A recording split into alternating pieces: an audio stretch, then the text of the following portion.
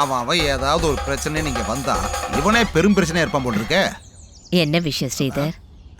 சுசீதரங்க அவன் ஏதோ ஒரு முக்கியமான ஆளை பார்க்க போறேன்னு காலையில சீக்கிரமா கிளம்பிட்டானே. என்னம்மா ஏதோ ஒரு ஆளுங்கிறீங்க? என்ன பார்த்தா போதுமே. அவன் அங்க வருவான் நான் எதிர்பார்த்துட்டு இருந்தேன். என்ன பாக்குறதுக்கு அவன் ஏன் வரல? என்ன விஷயம்? அவங்ககிட்ட பேசுறதுக்கு நிறைய விஷயம் இருக்கு. அவனை பத்தி தான் உனக்கு நல்லா தெரியுமே. எங்க போறேன் எதுக்கு போறேன்னு என்கிட்ட சொல்ல மாட்டானே. என்ன விசேஷம் ஸ்ரீதர்? விசேஷமா என்னோட 15,000 ரூபாய் போச்சு. பாண்டிச்சேரியில நான் ஒரு நாடகம் புக் பண்ணியிருந்தேன். அப்ப அவன் சொன்னா வடபள்ளியில நான் ஒரு நாடகம் புக் பண்ணிருக்கேன்னு. அதான் இப்ப பெரிய பிரச்சனை ஆயிருச்சு. அவன் கூட யார் சேர்ந்தாலும் பணம் நஷ்டமாகுங்கிறது உறுதி. பாத்தீங்களா, அவன் சிபாரிசு பண்ணி ஜாமீன் போட்டு என் கையில இருந்து பணம் வாங்கி திருப்பி கொடுக்காதவங்க லிஸ்ட் இது. அசல் 1.25 லட்சம் அதோட வட்டியும் சேர்த்து சுசீந்திரன் தான் கொடுக்கணும். எங்க இருந்து கிடைக்கும்?